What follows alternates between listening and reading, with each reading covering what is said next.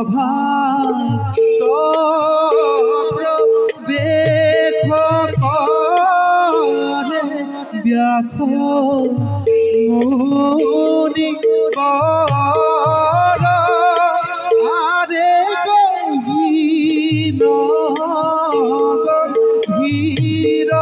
ভক্তি দেখি মনোহৰ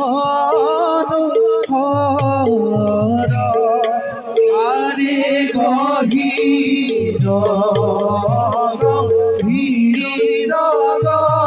ভক্তি দেখি মনোহৰ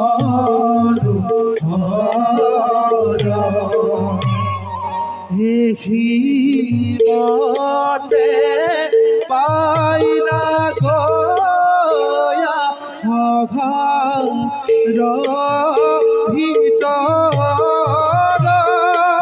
আৰে ৰাম ৰাম গুণা যত সভা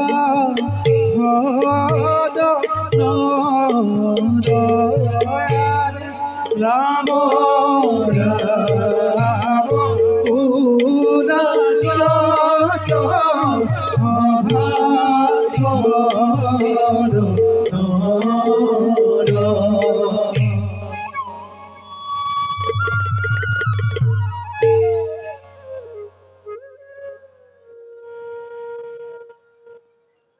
মাতৃ সত্যৱতীৰ আজ্ঞা পালন কৰি যদিও আমি তিনি পুত্ৰ জন্ম দিলো তথাপিতো পুত্ৰসকলৰ অৱস্থাই আমাক বিতত কৰি তুলিছে।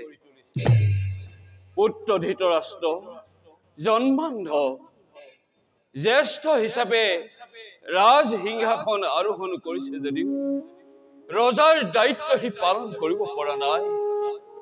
পৰৰ হাতত ধৰি উঠা বহা কৰিব লাগিছে। দ্বিতীয় পুত্ৰ পাণ্ডু সিও ব্যাধিযুক্ত বিদুৰক দাসী পুত্ৰ বুলি এই জগতে হাঁহিব লাগিছে। পিতৃ হোৱাৰ আনন্দ মোৰ নাই, নোহোৱাটোৱেই স্বাভাৱিক। কাৰণ এই পিতৃত্ব স্বভাৱ গঠিত অহা পিতৃত্ব হোৱা হলে এনে নহলহেঁতেন।